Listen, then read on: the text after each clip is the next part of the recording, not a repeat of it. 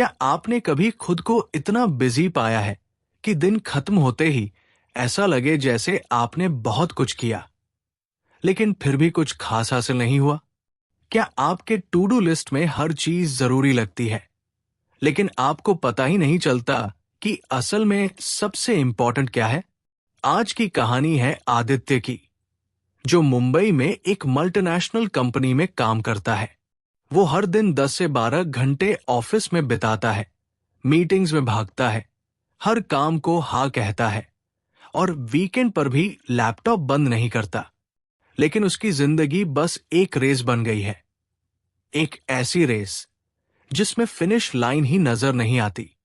आदित्य की जिंदगी कुछ इस प्रकार है। सोमवार सुबह 7 बजे अलार्म बजता है, लेकिन आदित्य को लगता है कि उसने मुश्किल से 5 घंटे की नींद ली होगी। वो उठकर जल्दी से तैयार होता है, हाथ में एक सैंडविच पकड़कर ऑफिस भागता है। सुबह 9 बजे पहली मीटिंग शुरू होती है। उसके बॉस एक नई डेडलाइन के बारे में बताते हैं।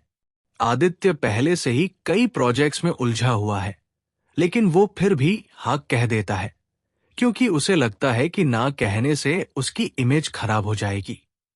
दोपहर 1 बजे वो लंच के लिए बैठता है, लेकिन तभी उसके कलीग का कॉल आता है। भाई, एक काम है, बस 10 मिनट लगेंगे। वो मना नहीं कर पाता और अपने ही लंच ब्रेक को कुर्बान कर देता है। शाम 6 बजे ऑफिस के बाद उसका दोस्त रोहित मिलने आता है। वो उसे समझाता है, यार, तू इतना बिजी रहता है कि अपने लिए टाइम ही नहीं निकाल पाता। कब तक दूसरों के काम में उलझा रहेगा? आदित्य हंसकर कहता है, भाई, काम जरूरी है, और वैसे भी जितना ज्यादा काम करूंगा उतनी जल्दी सक्सेस मिलेगी। रात 11 बजे वो घर पहुंचता है, लैपटॉप खोलता है और अगले दिन की मीटिंग्स के लिए तैयारी करने लगता है। वो महसूस करता है कि वो मशीन की तरह काम कर रहा है, लेकिन फिर भी संतुष्टि की भावना कहीं खो गई है। फिर एक ऐसी घटना हुई जिसने आदित्य को सोचने पर मजबूर कर दिया। एक दिन आदित्य के ऑफिस में एक नया कंसल्टेंट आता है, एक जापानी एक्सपर्ट जिसे मिनिमल वर्क स्ट्रैटेजी के लिए बुलाया गया था। उसका नाम था हिरोशी तनाका। एक ऐसा इंसान जो अपनी लाइफ में सिर्फ वही करता था जो असली मायने रखता था। आदित्य को यह कॉन्सेप्ट अजीब लगा। ज्यादा काम करने से सफलता मिलती है, लेकिन यह आदमी कह रहा है कि कम काम करो। हिरोशी मुस्कुराए और बोले, क्या मैं तुम्हें एक छोटा सा एक्सपेरिमेंट करने के लिए कह सकता हूं? आदित्य मान गया। उसके बाद हिरोशी ने आदित्य को एक सफेद कागज और एक पेन दिया। लिखो, तुम्हारी टॉप 5 प्राथमिकताएं, प्रायोरिटीज क्या है? आदित्य ने लिखा, 1 प्रमोशन पाना, 2 ज्यादा पैसे कमाना, 3 फिटनेस पर ध्यान देना, 4 फैमिली के साथ ज्यादा टाइम बिताना, 5 अपना खुद का बिजनेस शुरू करना।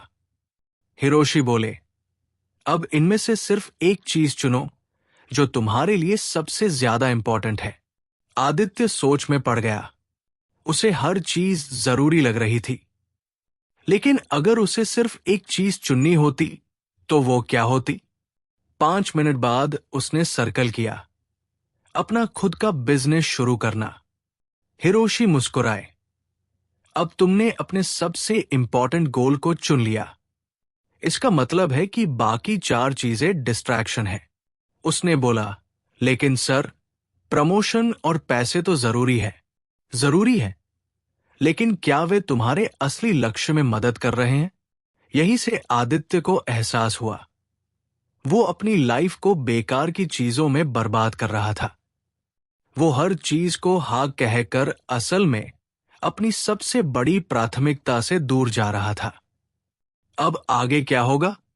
आदित्य अब समझ चुका था कि एसेंशियलिज्म का मतलब है हर चीज को नहीं, बल्कि सिर्फ उन चीजों को हाँ कहना जो असल में मायने रखती है।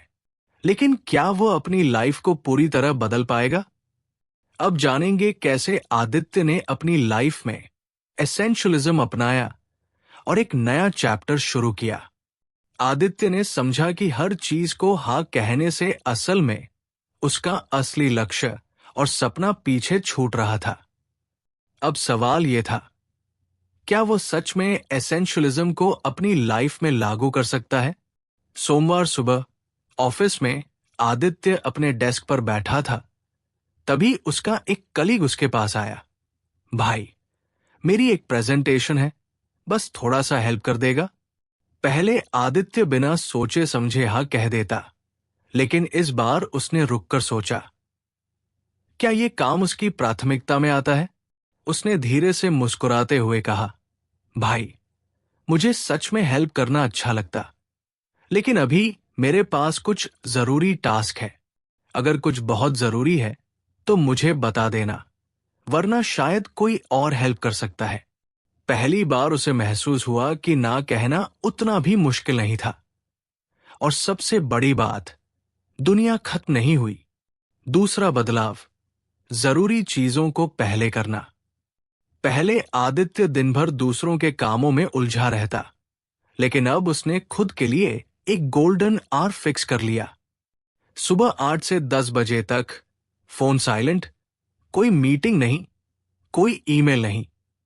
इस टाइम में वो सिर्फ उन चीजों पर काम करता जो उसकी लाइफ में असली बदलाव लाने वाली थी। जैसे उसका खुद का बिजनेस आइडिया। 2 हफ्तों में ही उसे फर्क दिखने लगा। वो पहले से ज्यादा प्रोडक्टिव था, कम स्ट्रेस था, और सबसे बड़ी बात, वो अपने असली गोल की ओर बढ़ रहा था। अब आदित्य ने सिर्फ उन्हीं प्रोजेक्ट्स को हाँ कहना शुरू किया जो उसके असली लक्ष्य में मदद कर रहे थे। पहले जहां उसकी टेबल पर ढेर सारे टू डू लिस्ट्स होते थे, अब सिर्फ 3 सबसे जरूरी टास्क होते थे। पहले जहां वो हर मीटिंग अटेंड करता था, अब वो सिर्फ उन मीटिंग्स में जाता जो उसकी प्रायोरिटी से जुड़ी होती थी। पहले वो हर सोशल इवेंट में जाता था, अब वो सिर्फ उन लोगों से मिलता जो उसकी लाइफ में असल में वैल्यू ऐड कर रहे थे। अब वो बिजी होने की बजाय इम्पैक्टफुल होने पर फोकस कर रहा था। 6 महीने बाद आदित्य ने देखा कि उसकी लाइफ पूरी तरह बदल गई थी।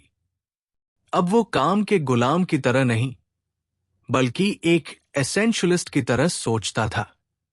अब वो हर चीज के पीछे भागने की बजाय सिर्फ उन्हीं चीजों को चुनता था जो उसकी जिंदगी में असल में फर्क डालती थी। अब वो अपने खुद के बिजनेस आइडिया पर काम कर रहा था, और इस बार उसे यकीन था कि वो सही रास्ते पर था।